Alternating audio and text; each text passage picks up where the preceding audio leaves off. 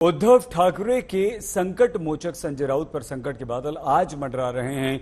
दो नोटिस के बाद आज एनफोर्समेंट डायरेक्टोरेट की टीम खुद संजय राउत के घर पर है। सुबह 7 बजे से ईडी के 12 ऑफिसर सवाल दाग रहे हैं, छानबीन कर रहे हैं और संजय राउत इस बात पर अड़े हुए हैं कि संसद का सत्र जो कि 7 अगस्त को उन्होंने समय दिया है, घर आने की जरूरत आपको क्यों पड़ी? आप उसके बाद मेरे घर आते या मुझे बुलाते।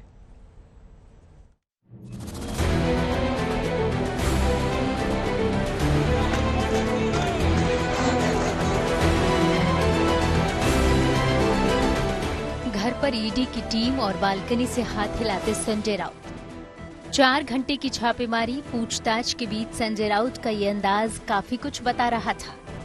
वो मीडिया की ओर हाथ हिलाकर दिखाना चाह रहे थे कि ईडी के एक्शन से फर्क नहीं पड़ता। अपने इसी तेवर को संजय राउत ने एक के बाद एक ट्वीट कर शब्द भी दिए। उन्होंने लिखा, मेरा किसी घोटाले से कोई लेना देना नहीं है। मैं शिवसेना प्रमुख बाला साहेब ठाकरे की शपथ लेकर ये कह रहा हूँ। बाला साहेब ने हमें लड़ना सिखाया है। मैं शिवसेना के लिए लड़ना जारी रखूंगा। ये झूठी कार्रवाई है, झूठा सबूत है। मैं शिवसेना नहीं छोड़ूंगा। मैं मर भी जाऊं तो समर्पण नहीं करूंगा। सुबह करीब 7:30 बजे ईडी की टीम शिवसेना सांसद और प्रवक्ता संजय राउत के घर पहुंची। ईडी के 10 से 12 अफसर दंदनाते हुए संजय राउत के भांडूप इलाके में पहुंचे। संजय राउत अपने बंगले में मौजूद थे। उनके साथ विधायक भाई सुनील राउत भी थे। शिवसेना के वरिष्ठ नेता संजय राउत वो हैं जिसे शिवसेना तोप कहता है, तो इस तोप के लिए आज थोड़ी बहुत मुसीबत तो जरूर हो गई है। सुबह 7:30 बजे से ईडी के कर्मी यहां पर मौजूद हैं और 3 घंटे से ऊपर हो गए हैं और पूछताछ चल रही है। हालांकि यह बात जरूर है कि चाहे सुनील राउत हैं जो संजय राउत के भाई हैं, और संजय राउत खुद कुछ देर पहले खिड़की पे आए थे और हाथों से उन्होंने इशारा किया था। वो इसलिए किया था क्योंकि कई यहां पर समर्थक हैं शिवसेना के, संजय राउत के, सुनील राउत के, जो कि उनके घर के सामने इस वक्त भी जमा है। हालांकि नेटवर्क इश्यूज यहां पर बहुत ज्यादा हैं, इसलिए मैं यहीं से अपने कैमरा पर्सन से कहूंगा थोड़ा सा आगे जाएं और कुछ थोड़ा जूम इन करने की कोशिश करें और दिखाएं कि किस तरीके से संजय राउत के घर के नीचे इस वक्त समर्थक हैं जो मौजूद हैं। अब देखिए, पॉलिटिकल वॉर ऑफ वर्ड्स जो है वो बिल्कुल यहां पर शुरू हो गया है। सियासी पारा, आज रविवार है लेकिन आज के दिन भी अचानक बढ़ गया है और पॉलिटिकल ब्लेम गेम शुरू हो गया है। ईडी ने संजय राउत के साथ साथ उनके 2 करीबियों के घर पर भी छापेमारी की। 1034 करोड़ के पात्रा चौल जमीन घोटाला मामले में ईडी की टीम ने संजय राउत से सवाल जवाब किया। घर के सभी कमरों की छानबीन की। ईडी दफ्तर पर बड़ी संख्या में पुलिस तैनाती भी है। अटकलें लगाई जा रही है कि ईडी संजय राउत को हिरासत में लेकर दफ्तर जा सकता है। सारे शिव सैनिक सुबह से आए हुए यहाँ और ईडी की टीम को अंदर 4 घंटे से ज़्यादा हो गया।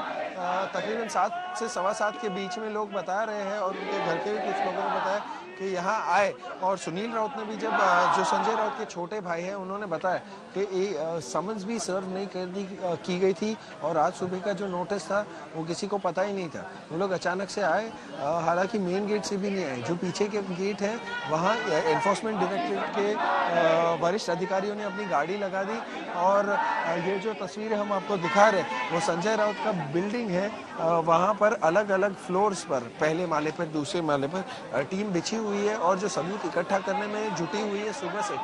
मैंने जैसे कि बताया 4 घंटे से ज़्यादा हो गया। संजय राउत और उनके भाई सुनील राउत भी जो पहले माले पे, जो पहला मंजिला है, उस खिड़की में भी आकर उन्होंने हाथ दिखाया। अपने समर्थकों को कहीं न कहीं एक हौसला अफजाई की, कुछ बोले नहीं। उद्धव के संकट मोचक के घर तक ईडी के पहुंचने से सियासी पारा भी आसमान पर जा पहुंचा। उद्धव कैंप बचाव में उतर आए। शिवसैनिक घर के बाहर नारेबाजी करने लगे तो शिंदे कैंप विरोध में उतर आया। जैसी करनी वैसी भरनी का तर्क देने लगे। पता नहीं क्या आनंद फानंद में यह फैसला लिया गया।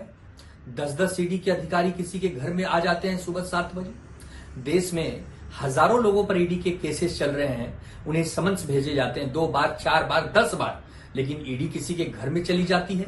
ऐसा होता नहीं। यह घटना पूरी तरह से राजनीतिक से प्रेरित है। जहां जहां बीजेपी आगे जाकर काम नहीं कर पा रही है वहां वहां ईडी को आगे भेजती है। संजय राउत जी बोलना बंद कर दें, संजय राउत जी शांत बैठ जाएं, बीजेपी का विरोध न करें, ऐसी मंशा है ये दुर्भाग्यपूर्ण है और आने वाले समय में देश सब देख रहा है। अगर उन्होंने कोई गलती नहीं की, अगर उन्होंने कोई भ्रष्टाचार नहीं किया तो वो छूटेंगे। लेकिन जहां तक मेरा अंदाज है कि जहां ईडी की रेड होती है तो वो पूरे तैयारी के साथ जाती है, पूरे सबूतों के साथ जाती है। आपने देखा कि महाराष्ट्र के 2 मंत्री आज भी जेल में जा चुके हैं, अभी तक उनकी बेल हुई नहीं। तो शायद अगर संजय राउत को अगर कॉन्फिडेंस होगा तो वो छूटेंगे, नहीं तो जेल में रहेंगे। दूसरी बात है कि हमको तो कुछ उसके बारे में ज्यादा भाष्य भी नहीं करना। जो आदमी हमारे डेड बॉडी लाने की बातें कर रहा था, जो आदमी हमारे पोस्टमार्टम करने की बातें कर रहा था, उसको शायद भगवान ने सजा दी। इसलिए कहते हैं कि जैसी करनी वैसी भरनी। सियासी पाले में दूसरी तरफ खड़ी बीजेपी ने भी सवाल किया कि भ्रष्टाचार नहीं किया तो जांच पूछताछ से क्यों डरते हैं। सीबीआई हो या ईडी हो, ये अपनी स्वतंत्र कारोबार करती है, इससे राजनीति का कोई लेना देना नहीं है।